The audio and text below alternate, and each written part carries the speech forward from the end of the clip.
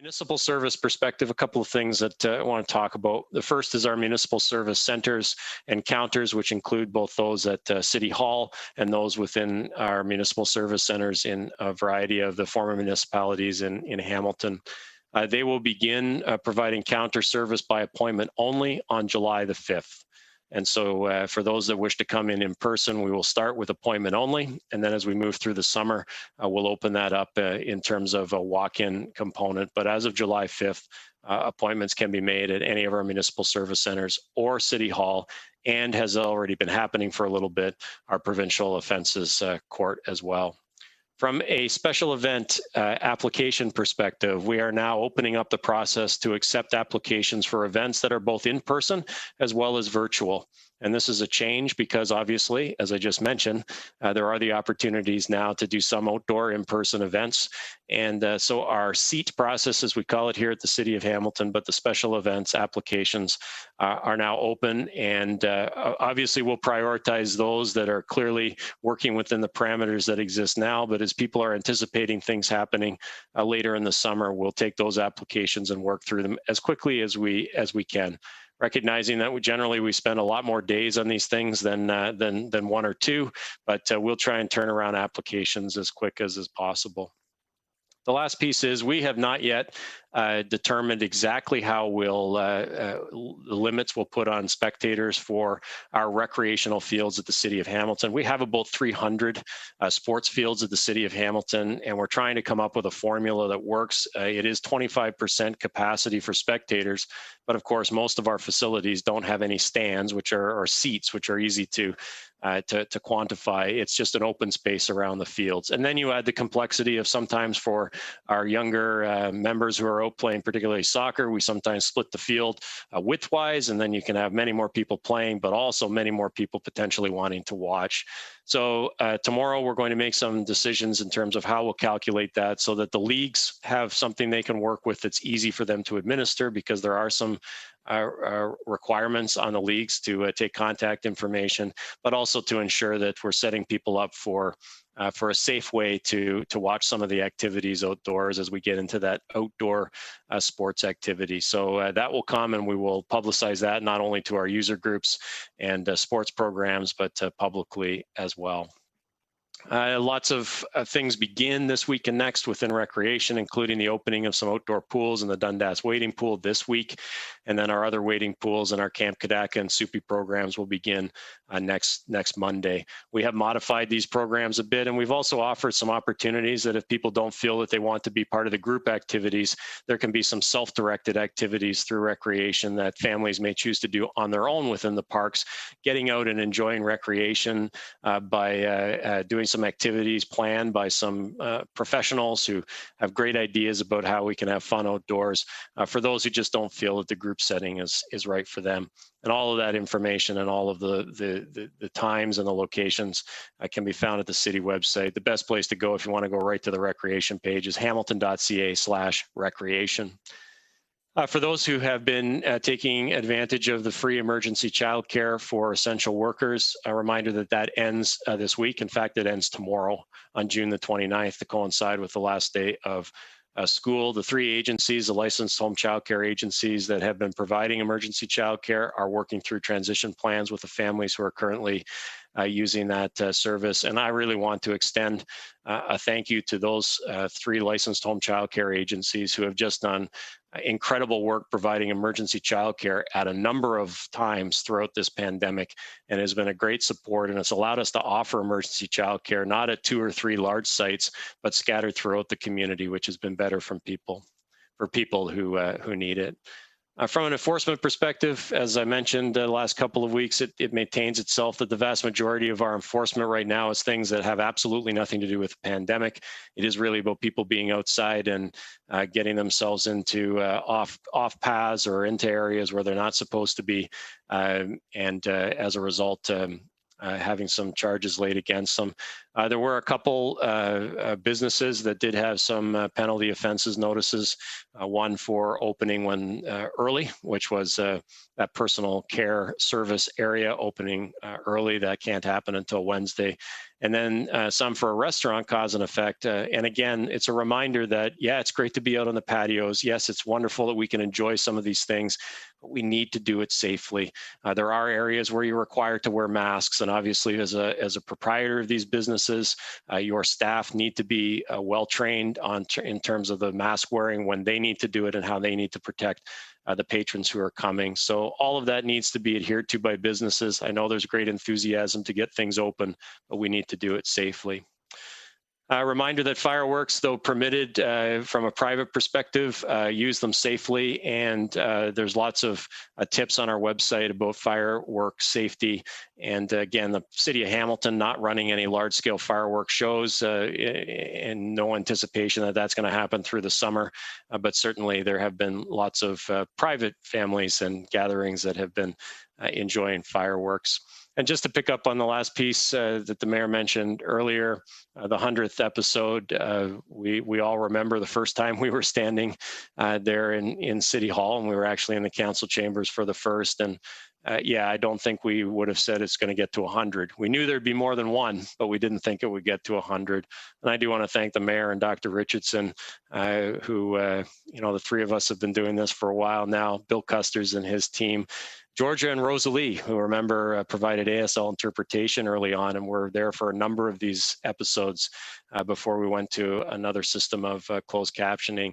And I do want to say thank you. I know that we've heard a lot through this period from Jasmine Graham, who's been taking us through most of these over the time. But there are a number of communications people here at the city that support us in making sure that we have good information and doing the follow-up afterwards with the media when inevitably we get asked a question or we don't have the information that we need for our media partners. And so for all the work that they do each and every day to keep us communicating well, I want to thank them on behalf of all of the city team as well. So with that, over to you, Dr. Richardson.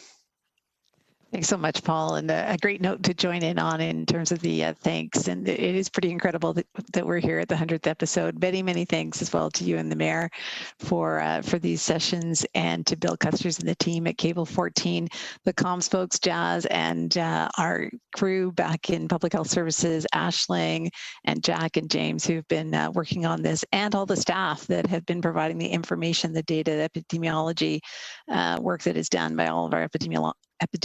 See, even I have a hard time saying it some days, Mr. Mayor. It's just been fabulous, and so grateful to them all for giving us the information that we have. And so I'll launch into it today with our COVID case activity, which is very much continuing on that downward trend. We're at 21,248 cases, a net change though of just 12 cases from yesterday. And now our local activity is mirroring that seen back in October of 2020. So very good news. This is exactly what we wanted to see the case counts come down, see the hospitalizations and deaths be at low levels. And that is what we're seeing. And hopefully we have a number of people who are still in ICUs, of course, here in Hamilton, but we're very much looking forward to them getting better and moving forward as well with our other surgeries and things that require those hospital beds and those ICUs as well. Our 7-day moving average is just at 14 and the weekly incidence at 16. Our reproductive rate is at 0.97, which is up a little bit, and that's kind of just gone back and forth in that area over the last couple of months. We have just one active outbreak, no new outbreaks to report today, and our percent positivity in our test results is just at 2.2%, with Hamilton now ranking 6th out of all the health units in Ontario, according to the ICIS data. More good news as well on the vaccine front. So as you heard from the mayor earlier, we passed the 500,000 mark in terms of vaccinations administered. So over 500,000 vaccines administered at 520,709 done locally. We have 73% of our adults over the age of 18 having been vaccinated. 31.7% of people have now completed their vaccine series, and almost 58% of youth 12 to 17 have had at least one vaccine so far. We did launch a new and redesigned our vaccination status page earlier today, and that was launched for you to use. That page is now migrated over to the same Power BI tool, the same kind of dashboard that makes it better in terms of how both we communicate the data, but also easier for people in the community, people in the media to work with the data that they find on the web. So we'll be presenting it in a very interactive way. It's going to be easy to digest. You'll be able to filter, sort, toggle between different views, and all of the data that was there previously will continue to be reported on the dashboard daily, but there'll be some new data that's there as well, like number of eligible community members who have completed their vaccine series, those sorts of things. Of course, there's other good news on the vaccine front. So the announcement by the province at the end of last week about the eligibility for booking accelerated appointments for a second dose of mRNA vaccine, either Moderna or Pfizer. So for those 12 to 17, it was expanded on Saturday, and of course they're eligible for Pfizer. And this morning it moved to all community members 18 years of age and over being eligible to book their vaccine appointment. We added about 45,000 appointments onto the provincial website last week, and we did about another 8,000 today. Those have all been booked. I think I went mute there for a moment. Please do check back frequently, as we'll be adding more appointments as we go. For those that are booking their second dose, the second dose appointment does have to be scheduled at least 28 days after the first dose. That's the recommended minimum interval. Of course, we do get a surge in demand, but as I said, we will be adding more appointments as we go. So please check back frequently through our website. Remember too, you can check through the pharmacies and you can find them through the provincial website. And as well, there are some primary care practices that are offering vaccine clinics, and you can find those on our websites as well.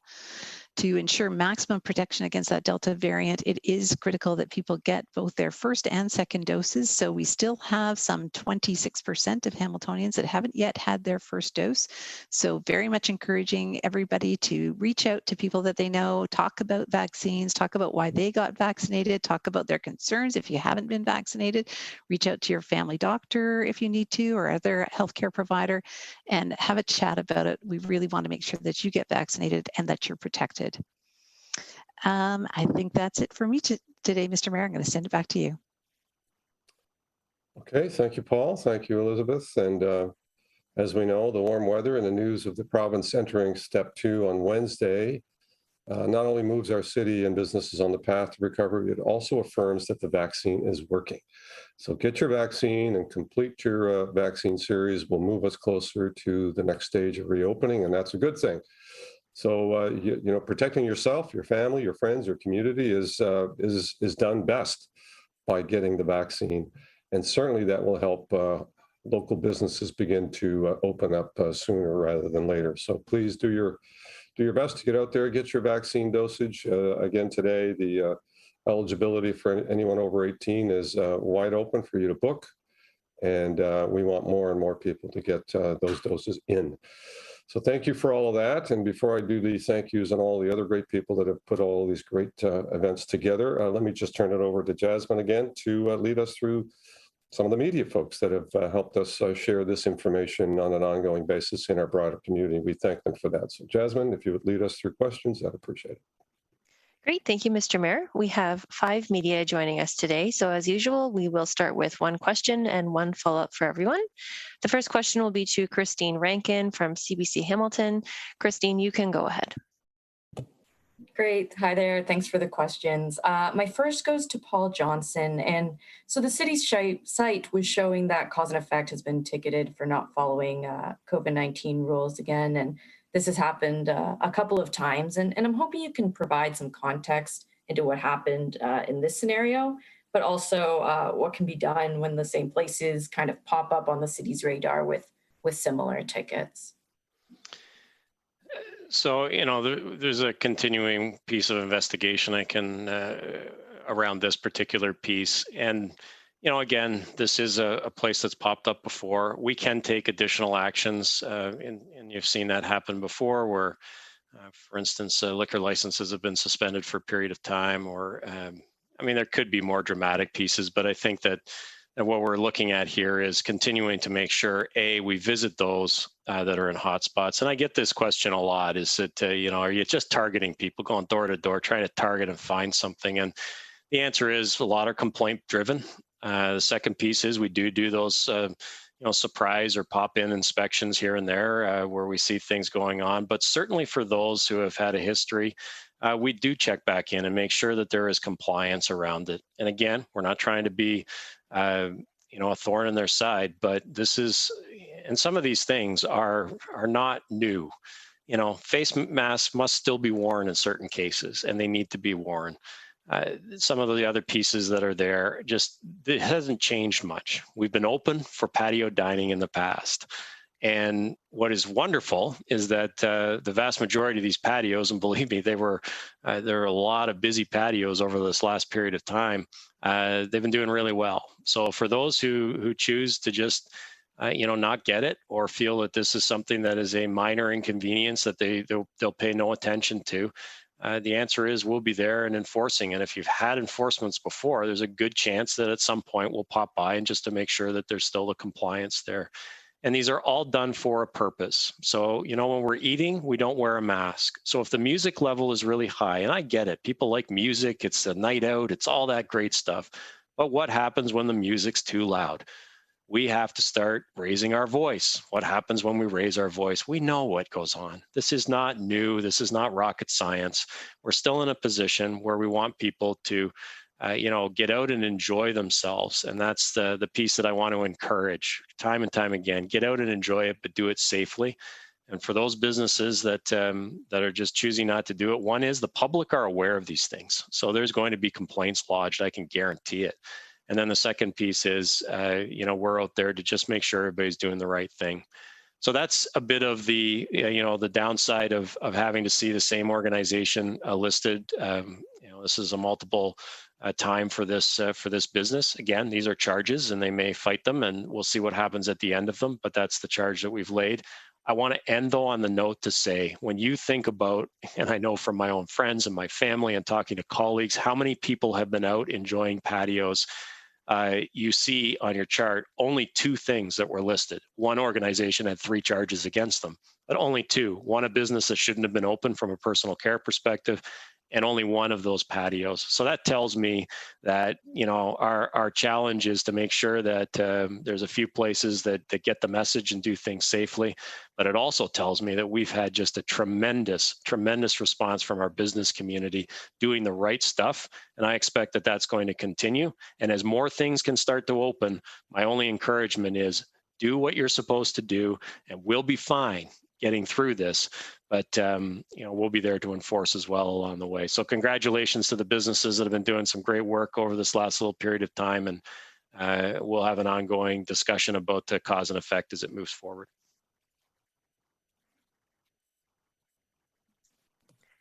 And Christine, did you want a follow-up question? Yes, thank you so much. My second question is for Dr. Richardson. And case numbers have been lower than usual, and things are, knock on wood, looking good. But I wanted to ask about, this consistent concern about the Delta variant and its contagiousness. And so how big of a problem is the Delta variant right now? And has the concern changed at all with the better than usual numbers? Thanks very much, Christine. So the Delta variant remains an issue of concern. And so, here in Hamilton, we've been identified as a hotspot for the Delta variant, one of a number of health units in Ontario. And it is more transmissible. We're still trying to understand if it also makes people sicker. That's not fully clear yet. But if you want to see what the challenges are, we just have to turn to our neighbors in Waterloo, where they have seen their case numbers go up, seen more hospitalizations and people in ICUs. They have seen lots of outbreaks that are happening there across a range of different premises. So very much looks like where we were at several weeks ago when you looked over towards Waterloo Way. And it's been an issue right across their communities. So something to very much be mindful about. This is why getting our vaccination rates well up, our first dose vaccinations, and of course our second dose vaccinations, because it does look like Delta is better impacted by 2 doses of vaccine. So we absolutely want to get those rates up there. Thank you, Dr. Richardson. Our next question is to Bobby from CBC Hamilton. Bobby, you can go ahead. Thank you very much. I hope everyone had a pleasant weekend. My questions are for Dr. Richardson. I understand that someone who received 2 doses of the COVID-19 vaccine or one of the vaccines has died, is reported dead. I'm just wondering how many other people who received 2 doses have died here in Hamilton, and what more you can tell us about this specific case, because I wonder how generalizable this is to people. Lots of people, including myself, have got 2 doses of the vaccine. Yeah, thanks very much, Bobby. Very unfortunate for this individual case that we did hear about. Unfortunately, as we know, no vaccine is perfect. There are going to be at some instances where somebody who has had even both doses of the vaccine does go on to get COVID-19. Or, of course, the other thing that can happen is that something else may occur along the way in somebody that has been vaccinated. So any of those sorts of cases would need to be looked at, reviewed, decided what was happening there. And of course, that's more in the realm of the coroner and others in terms of what happens on that front. When we're thinking about it as we go forward, we do know, as I was saying earlier, with the Delta variant, 2 doses of vaccine are more effective. And so that's why it is really critical as we move forward that people do get vaccinated so that they can be protected against that variant in particular, but all of the strains of COVID-19 seem to be working well with these vaccines. And thank you for that. In terms of this case, I realize you can't tell me so much because, confidentiality and all that, but can we get a sense of just some more specifics about this individual? Because I'm just wondering, is this someone who is really old and much older and had, underlying health conditions, or was this or something else? It'd just be nice to know a bit more. I feel like it's a little vague. Yeah, thanks, Bobby. Unfortunately, this is one of those situations where privacy does trump all, and I can't give you any other specific details about this case. Okay, thanks. Thanks, Dr. Richardson. We'll go next to Jessica Maxwell, also from CBC Hamilton. Jessica, you can go ahead. Thank you very much. This question is for Mayor Eisenberger. Is there any concern about people gathering for fireworks in large groups on Canada Day? Yeah.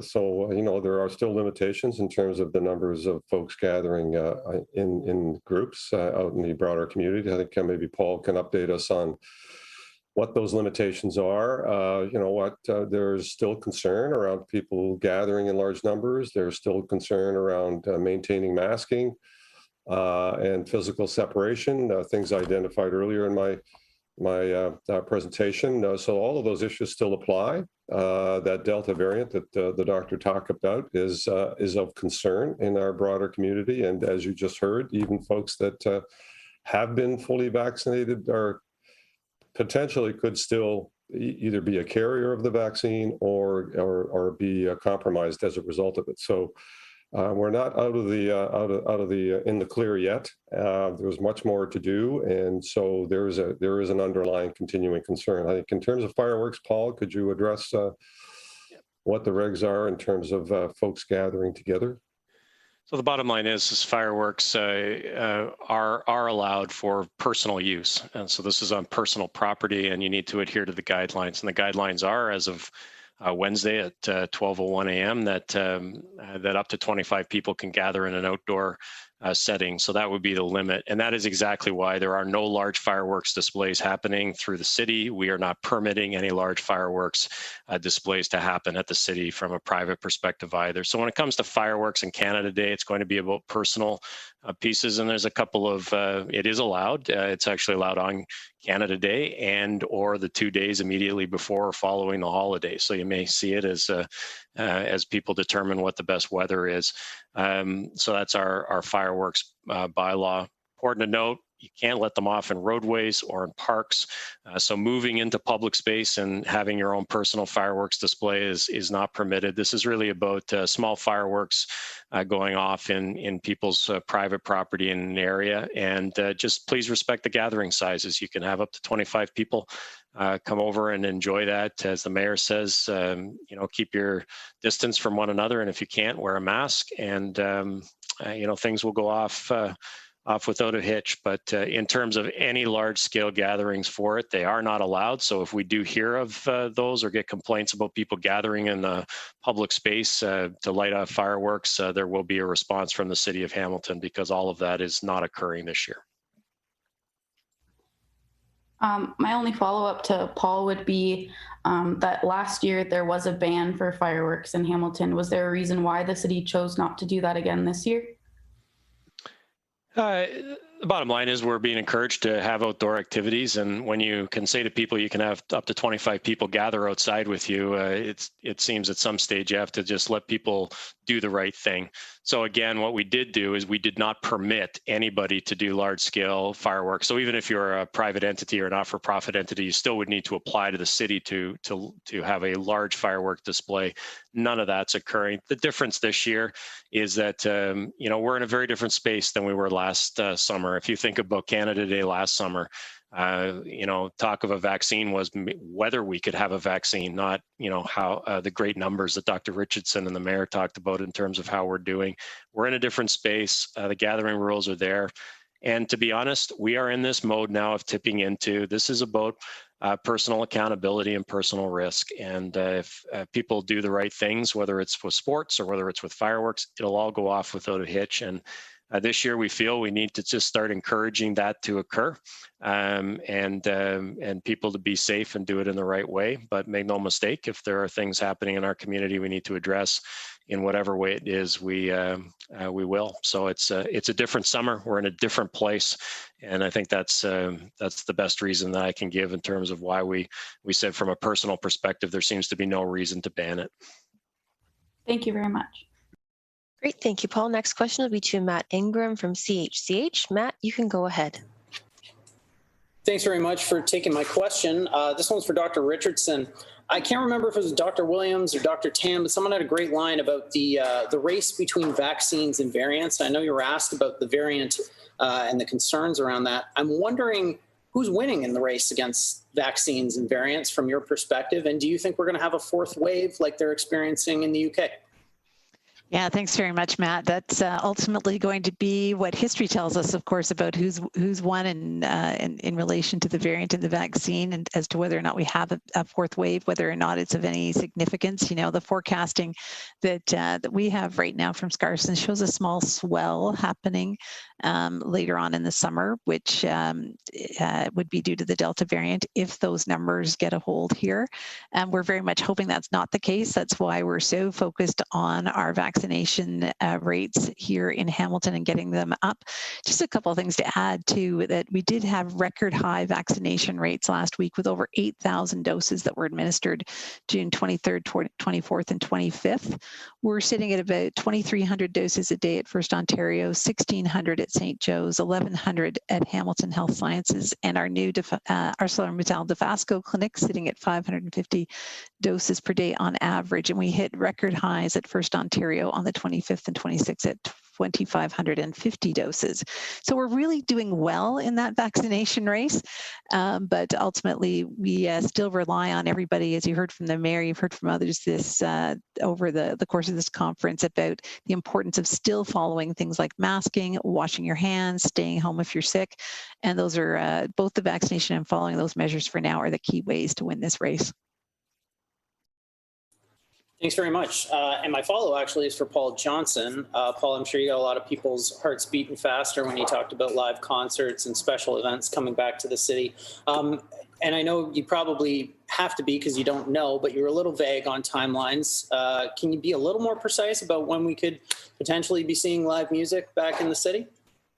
Oh, well, just to be clear, at 12:01 a.m. on Wednesday, we could have that. And I have no doubt that in some small settings, people may be wanting to do that. If they're having to apply to the city for a special event permit, I doubt we're going to be turning them around in just a day and a half or something like that for that Wednesday. But in terms of areas where they wouldn't need to apply to the city, And again, this could be music that occurs on patios, live music that occurs on patios, different than the sound system music that I talked about earlier, or small private venues or whatever where they want to have them. As long as they do them under the provincial guidelines with all the safety precautions in place, whether it's distancing from the audience, whether it's the percentage capacity, we could be seeing these things happen. So, I try and be a practical person and say I don't know on Wednesday how much that will be there, but I expect that in certain cases, we'll see some of this happening very quickly. We have performers that want to get out and perform, and I know that we have a lot of Hamiltonians that can't wait to get back to some of those things. It's those things that make it feel a little bit like a normal summer. And I'm really pleased. I'm pleased for that industry that the province has recognized right out of the gate. Let's try and start things slowly and safely, and then you can expect that in step 3, what will happen is those sizes of those that can gather and be spectators for that type of activity may grow depending on how we're doing. So I think you could see some things happening very quickly. Canada Day, maybe, depending on weather and other things. You might see a few things happening in a private perspective. I was just providing a bit of context in terms of city special event permits. If you require one of those, it's going to be pretty hard for us to turn that around in a day and a half. Thanks very much. Thanks, Paul. We'll go next to Joanna from the Hamilton Spectator. Joanna, you can go ahead. Hi, thanks so much for the question. I hope everyone had a nice weekend. My question is for Dr. Richardson. We're still seeing gaps in vaccination rates among those in the lowest income areas in Hamilton. Do you know why that is, and what is being done to try and fix these gaps that seem to be quite persistent and have been going on for some time now? Yeah, thanks so much, Joanna. That's the whole health equity piece has been an underlying part of the whole vaccination program, whether you're talking provincially and all the information you've seen the science table produce and the hotspot area designations, both locally and provincially, as well as acceleration of vaccines through those particular areas to try and address those things. The reason for those reduced rates is rooted in the social determinants of health, and so these are long-standing inequities that aren't going to be addressed by the vaccination program alone, and are really bring those to mind for all of us as we go forward as a society and as a community.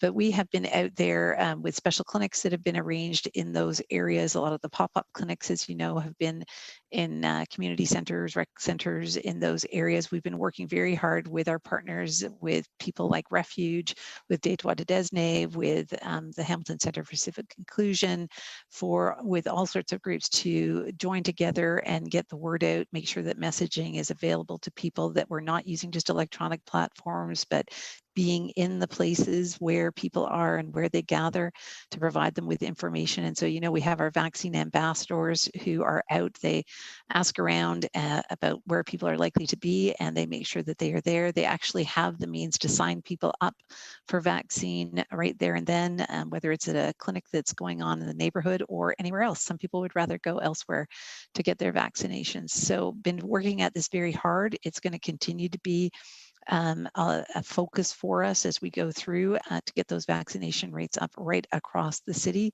and help people with their questions. We know often they have questions for their family doctors that they want to work through. And so our primary care partners have been a critical part of this as well. Thanks so much for that. And my second question is also for you, Dr. Richardson. The federal government, there are federal, guidelines now for those who have 2 doses. And I wanted to get your thoughts on those guidelines and if there's any areas of concern for you or any advice you have for people when it comes to those new federal guidelines. Well, it's great to see the Public Health Agency of Canada getting those together and putting thought to that, and sure that there's been discussion across the country behind those good discussions. But really, those are guidance that needs to be adopted at the provincial level as well as the local level based on the circumstances that we're seeing in each province, in each community as we go forward. And so our provincial counterparts are discussing these same sort of concepts and just how they're going to be applied locally. So it's really important to know. We did hear people over the weekend saying, well, we have the federal guidance now, so doesn't that take precedence? And no, it is the provincial guidance. It is the constraints that you've heard about from Paul in terms of what we're doing, where we're going, and we are still advising everybody to follow public health measures for now as we get through these last stages with the variant and get our vaccination rates up. So I think that's the most important part, is for people to know this is great. This is what we can look forward to if we are vaccinated, but we still have a little ways to go before we're fully at that point. Thank you, Dr. Richardson. So we have a bit more time, so we'll go through for one more question each. We'll go back first to Christine Rankin from CBC Hamilton. Christine, if you'd like another question, you can go ahead. Sure, absolutely. Thanks for the extra question. And I believe this will be for Dr. Richardson. And I know a couple months ago, some studies were suggesting that there were benefits in delaying a second dose of, I believe, the mRNA vaccines. And I know some people are really focused on bumping up their appointments, but confused if something could be too soon. So I'm just wondering what message you have for people who are stressed and just want to do the right thing for their health. Thanks, Christine. It's been such an interesting time in terms of information coming out, and it does change over time as we learn more. We're very much putting in place the science that we're learning as we go. And so information does change as more science comes out and comes available to us. So the spacing of second doses, we know from the initial studies with Pfizer and Moderna, those were ideally at the 28-day mark, it was felt.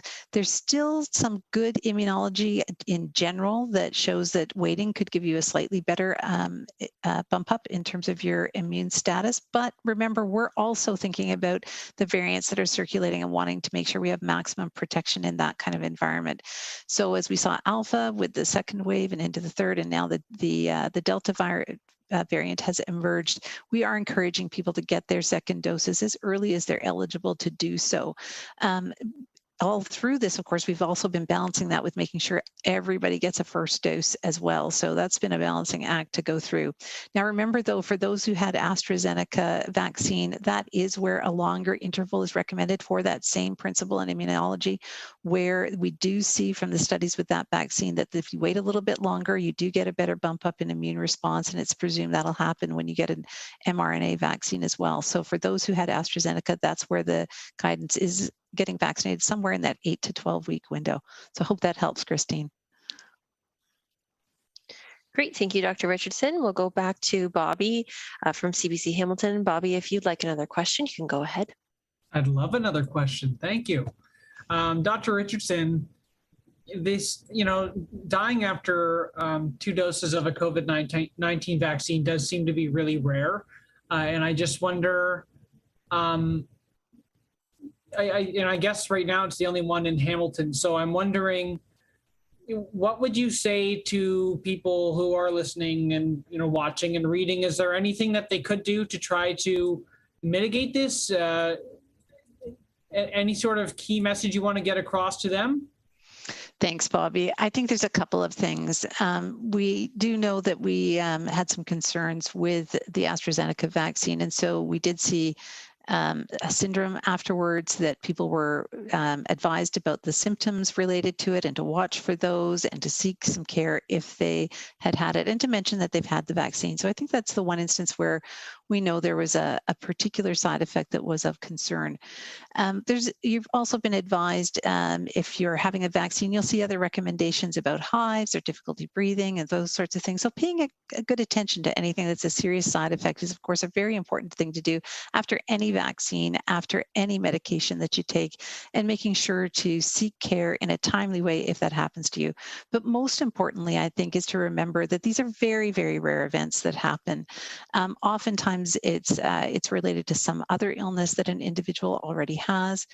And so what is so very, very important is that really these vaccines are way, way better in terms of preventing hospitalizations, preventing severe illness, preventing deaths that are related to COVID-19 than any of the side effects that we might see.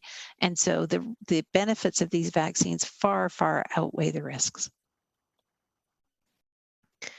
Thank you, Dr. Richardson. We'll go back to Jessica Maxwell from CBC Hamilton. Jessica, if you'd like another question, you can go ahead. Thank you very much. This question's for Paul Johnson. So people are definitely looking forward to seeing friends, family, and get away locally this summer. Are you expecting any kind of tourism, and are there plans to contend with that? So certainly as the summer goes on and restrictions continue to be lifted, there will be more movement. And, you know, at some point, I don't know when it'll happen, but at some point there will also be you know, lessening of restrictions at the border. We know that's going to occur. So yeah, people will be moving around. And I think, you know, for me, the pieces are to, you know, listening to Dr. Richardson and the public health folks, it's really, you have to take into account your own risk, both tolerance, but your own risk factors, because we're all different. And then the second piece is, you know, follow what are fairly basic rules. And there are lots of things that we can do. And you just need to understand the higher risks and the lower risks. But our hope is that that people will appropriately travel when they can, and we need to get back into that business. And we can't be afraid of that business forever. But it is about this slow, measured progress towards it. And I think that that's going to be the story through the summer, is that it will continue to build, and then into the fall, and then into next year. And you know, in terms of encouraging it or managing it, I think you know, Hamilton will be part of that, you know, tourism and the part of the movement of people, as we always have been, particularly nestled between Niagara and Toronto. We're a destination in and of itself, but we're also a destination for people who are coming to the Greater Toronto and Niagara area and Hamilton area. And the message just becomes, let's be safe, do things wisely. And before you set out to do anything this summer or at any time, just think through the risk and take the appropriate precautions, and recognize it will be different for other folks. The last thing I'll say is that at times people want the answer. Do this, don't do this. And what we're going to see in life with COVID-19 is that it's going to be nearly impossible to say, do this, don't do this, as absolutes. It will be about thinking about those risks, thinking about your own health and your own comfort level with things, and then making the appropriate decisions. But the good news is that all the advice you need in terms of how to do most things in a safe manner are available. And that would apply to travel as people start to move around, both in the province, and I expect we'll see people coming from outside the province fairly in short order as the summer goes on as well.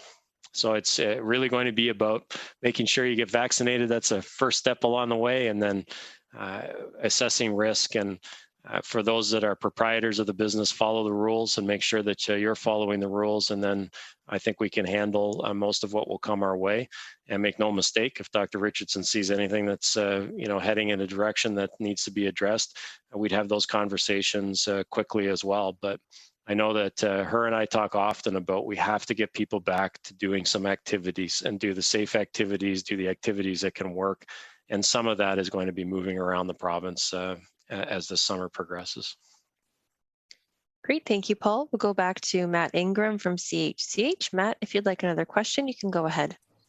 Thanks very much. I think this question is for Paul. You know, last week, the CFL announced that they're doing a season, which delighted a lot of people.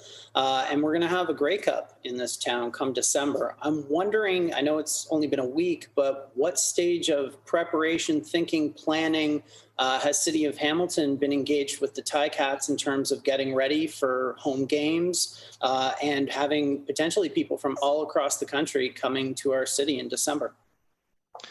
So I'll tackle the first piece first. We're not quite there yet in terms of Grey Cup planning, but we did have an initial conversation with the Ticats, and we can't forget our Canadian Premier League team, FC Forge, who will actually be a team that will be participating in live sports with spectator audience prior to even the Ticats. So we've been talking to their representatives, and they're going to build a plan, as they have throughout, and present the city with a plan. It'll be reviewed by public health. It may have some review by the Emergency Operations Center, but it's really more about public health being satisfied with the things they're doing. But recognize the CFL has tons of protocols. They're doing this in every CFL city across the country. There's obviously multiple teams, 3 of them in the province of Ontario, that need to go through this. So they'll be doing things in concert. So we started that conversation late last week, encouraged the Forge and Ticats to develop the plans that they, as they see the regulations and as they've been in contact with their governing bodies, and then they'll present those to us. And they've done that throughout the pandemic. It's been done extremely well. And I know that both from a public health perspective and an EOC perspective, we've been very pleased with the level and the detail of their thinking. They aren't just saying, hey, how do we just get back to business? They care about the safety of obviously of their players and their staff, but they care about the safety of the spectators. But I will tell you, there was a few more smiles on the call that we had late last week about the prospect of having people actually witness these games and be part of this activity, and that slow progress to getting back to, again, some of those more normal activities. And the excitement of the Grey Cup is obviously palpable in this town as well. So we'll continue to work. Initial conversations have started. There are no games obviously happening imminently, which gives them time to pull together a robust plan and gives the city time to reflect on that and to make sure it's the right kind of plan, because there's obviously going to be limitations in the number of people who can attend Tim Hortons Field. And then there's also the issue of ingress and egress out of in and out of the stadium, but also when people are in the stadium, what they can and cannot do in terms of accessing indoor space. So lots of things for them to work through from the fan perspective, and lots of things for them to work through from their team perspective. And we'll be with them every step of the way. But it was nice to see some smiles and some planning on that front as well. Thanks very much. Thanks, Paul. We'll go last to Joanna from the Hamilton Spectator. Joanna, if you'd like another question, you can go ahead. Thanks so much for the extra question. My question's for Dr. Richardson. There have been some reports in other cities of vaccination rates flattening or starting to flatten a bit earlier for younger people, so those in their 20s, maybe late teens. Are we seeing any trends like that here in Hamilton? Do you know why? Is there anything you can do about that? Thanks very much, Joanna. You know, what we've seen across the board in all of our age groups is that first sort of 40 to 50% of people get vaccinated very quickly. And then there is a slower rise that slows down a little bit over time as we go forward. And so we've seen that as well with our youth. We're up at 58%, which is just great in terms of our vaccination coverage so far after not quite a month of, or just about a month of offering vaccines to this group. So we'll continue to work with the community to look at, you know, what are the reasons why people may not be getting vaccinated. As we've heard earlier, a lot of this is rooted in the social determinants of health for many, many people. And so we are looking at those issues. We've had, again, pop-up clinics in different places.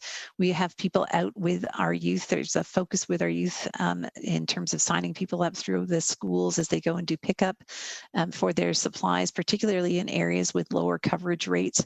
And so we'll be using many of those similar tactics to what we've used before. We've been meeting too with our Children's Hospital. You know, they've been a huge part, McMaster Children's, of our campaign around youth, helping particularly for kids who may have a little bit of anxiety around having needles or a little worry about the pain. And as well, of course, for our youth that have special needs. And so we'll continue to work with them in terms of getting the message out and getting those vaccination rates up as high as we possibly can. Great. Thank you, Dr. Richardson. Mr. Mayor, that's the end of our media questions for today. So I'll pass things back to you. Great. Thank you, Jasmine. And thank you, Bill Custers and the entire team at Cable 14 and Clear Cable. All of you have done this about 100 times collectively, and it has been a smooth broadcast all the way through. We thank you for that great effort. And of course, thank you to our media partners who have turned up about 100 times to share this information with our broader community to make sure that we keep them informed as the best degree possible. So thank you for all that effort. If you want more information on COVID-19, financial supports, or any other updates, visit our website at hamilton.ca/coronavirus. And please continue to follow all those public health measures and do book your appointment as soon as you're eligible to do so. You might have to exercise some patience. Every time we open up a new booking regime, there's a big crush on the system, but bear with it, and you will get your appointment ultimately. And again, the vaccination process has been absolutely sterling. Once you get into the vaccination centers, the staff there are doing a terrific job of making sure people are treated nicely, and the anxiety is taken away to the best degree possible, and very efficiently vaccinated in and out fairly quickly. Summer is upon us, and we know that there are some changes over the summer, so we're going to be moving our media appointments to bi-weekly, so every 2 weeks over the summer months, starting on Monday at 3 p.m. throughout the summer. So residents can find any additional information on the city's website at hamilton.ca/coronavirus. All of the information around coronavirus and all the supports that are out there in terms of folks that are still underemployed or unemployed, or businesses that are struggling. Those resources are still out there, so please access those resources as much as you can. And let me also thank all the great communication staff in public health associated with the EOC, all of those that are put their mind to ensuring that these media briefings go smoothly, including staff in my office, Michelle Shantz, who's now moved on to communications in another division of the City of Hamilton, and Gemma Spatafora, that has taken over to make sure that these notes and materials that we deliver to you are effective and clear, and that we can continue to share that information with you on an ongoing basis. So come Monday, July the 12th will be our next media briefing. That's 2 weeks from now, so July the 12th at 3 p.m. In the meantime, enjoy the great outdoors, enjoy the great weather, and take care of one another. Do follow the public health advice to the best degree possible, and we will see you in a couple of weeks. Thank you. Take care of one another.